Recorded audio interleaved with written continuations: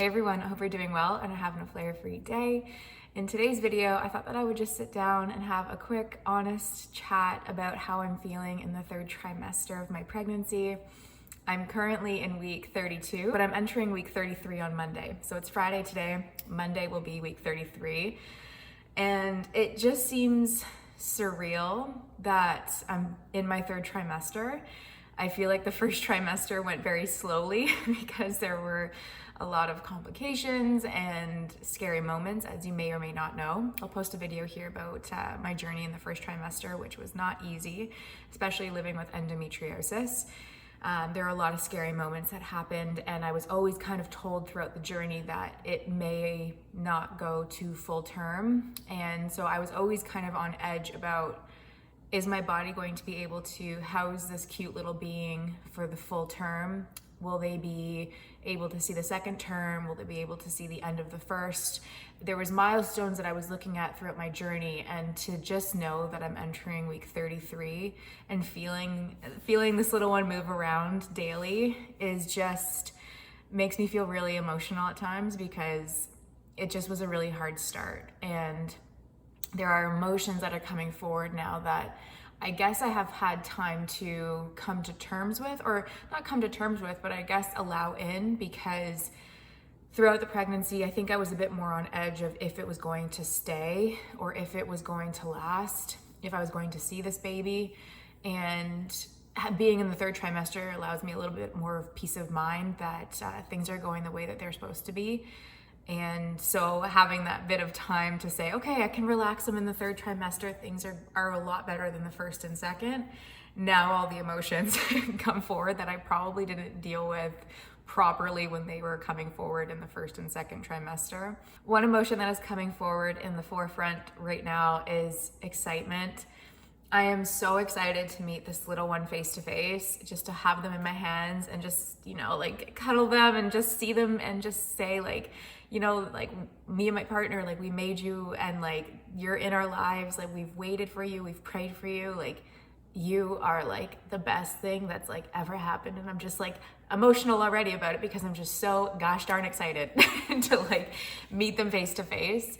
And the excitement has kind of allowed me to see, like, be more in tune with their movements and their rhythms, like inside. And I know, like, okay, they're quieter today, they're just having a little nap, or like, oh, they're bumping in there, like they're having a party, like they're living life. And like, it's an exciting time to just feel them and to feel their little movements. Like, right now she's kicking, so that's an exciting feeling. And it's just something that I've like really enjoyed in the third trimester, because in the first and second you feel little bubbles or flutters. It kind of feels like a feather falling, or like a leaf falling. Like, that's the best way I can describe it, or like a small tickle. But now it's like, like she's like, give me fist bumps every day, mama. So that's an exciting piece, and I'm excited to show her the world, and I'm excited to show her little things like how does it feel to have grass on your feet, or like how does it feel to have sand underneath, or little things that I have seen in my life time and time again, but to experience it with a newborn all over again is exciting to me. I'm excited to show them, different places, like their grandma and grandpas or their nana and papas. Like, I want to show them, like, these are the people that have supported your mama and your dad throughout their lives, and they're here for you too. And I'm just so excited. I'm just so excited for this next step of my life, because again, I never thought that I would be able to get to this stage with endometriosis. And being told throughout your chronic illness journey that you may not be a mom is very hard to take. And I think that I was very numb prior to getting pregnant. I was numb to that idea of being a mom and motherhood, because over and over and over again, when you're told something that you're wanting in your life, that it may not be something, you block it out of your head and say, okay, I won't be that. I won't be a mom. I won't be able to do that. So plan your life accordingly. And I was always the type of person that was career driven. I worked really hard. I did a lot of school. I really propelled myself in my profession. And that's because I didn't really see myself as a mother because I was always told time and time again that it may not be something for me. But now having a little one and having that opportunity, that numbness is obviously gone away, but all the emotions that I've bottled down throughout my entire chronic illness journey, which is more than 13 years, it's hard to kind of deal with at times. It's hard to say, okay, like, no, you're a mom already. Like, you are a mom. Like, this is happening. Like, you're feeling little movements. Like, you can say you are a mom. And that is kind of like a weird mind game at times to say, oh, okay, it happened. Like, we're a mom, that happened. Like, everyone that was saying, no, it's gonna be really difficult, or no, you may not be able to, like, you can prove to them, like, yeah, you're able to. So that's another side emotion that's been coming forward, is that numbness, and that wall is being broken down to allow those dreams to come back in that I suppressed for so long.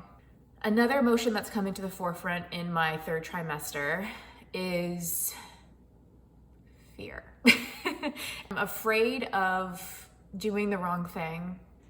I'm afraid of labor. Like, with labor, I'm more afraid of if it's going to be worse than endometriosis pain. Endometriosis pain, if you do not know, is different for everybody. Number one, everyone's body is different and unique and beautiful. But with my pain, it is excruciating at the best of times. And I am nervous that I will feel that same excruciating pain that I felt in the first trimester that was worse than endometriosis pain. I think labor is going to be excruciating. I know this to be a fact, but I'm afraid that it's going to be worse than my endometriosis pain. And sometimes during my endo flares, I don't know if I can get through them sometimes, because there's that mind game too of it's so painful, I am going to die. And so if it's worse than endo pain, it's like, I'm gonna die. Like, this is where my like brain goes, and it plays games and tricks. And I think that's so normal to be afraid of the pain that you're anticipating pain, right? Like, it's a weird journey to walk, knowing that, like, okay, I'm gonna be in pain in a couple of weeks. Like, no one plans to be in pain, but when you're on that track and that trajectory of like, to get to this little one is like a wildfire, it makes me fearful of like what that pain is going to be like.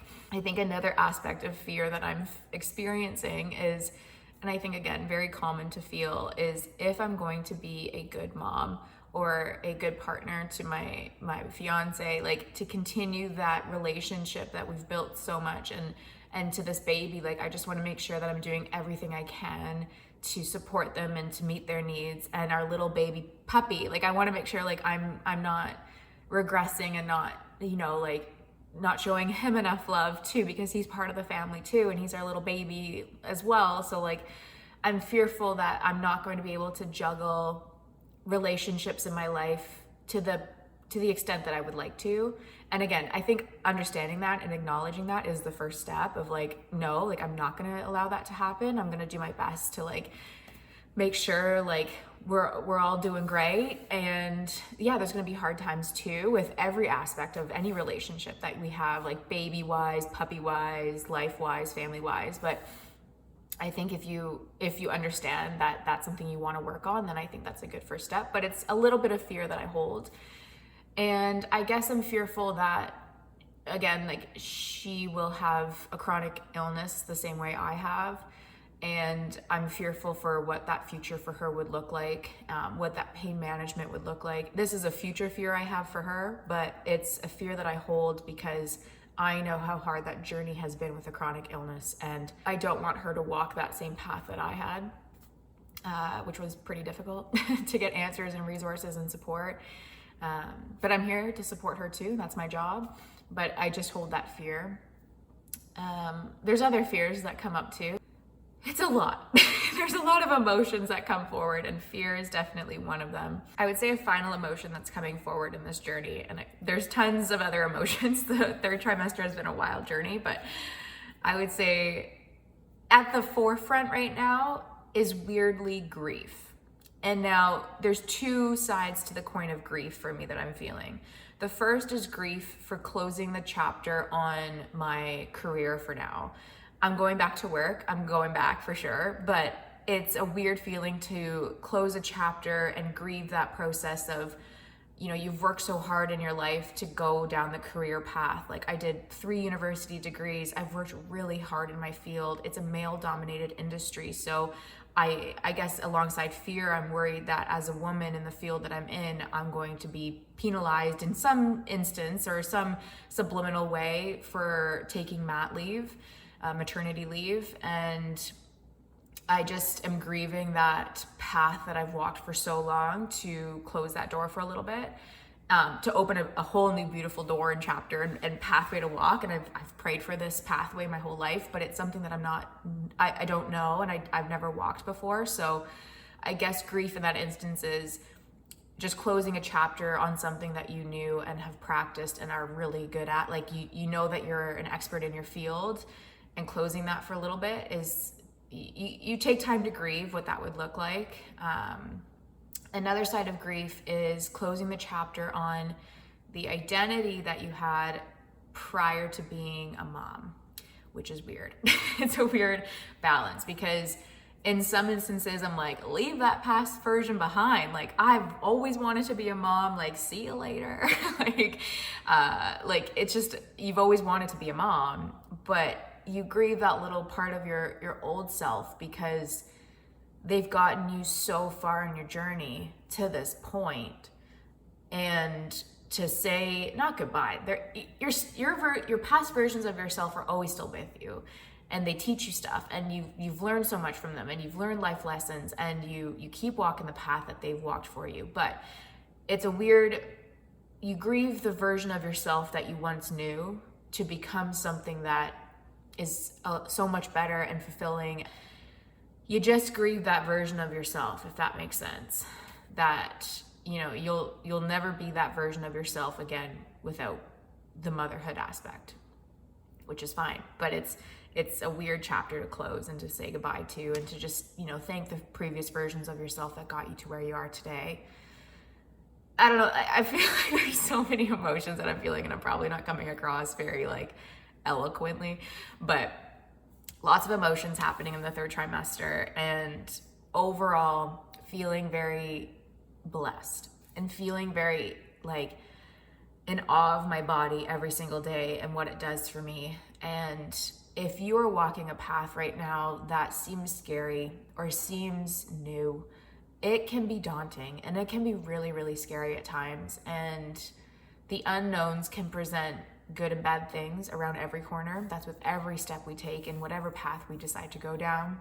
But just know that I'm extremely proud of you for walking the path and to explore that version of yourself that is different and unique from the other versions that you knew, and to take on fear head on and say, no, I'm going to keep walking this path, and to enjoy the little things that come. Like there's sparkle in every little moment that comes in life. And if we stop and breathe and just take the time to notice those little moments of magic and sparkle, like it makes the journey that is somewhat hard a little bit more manageable.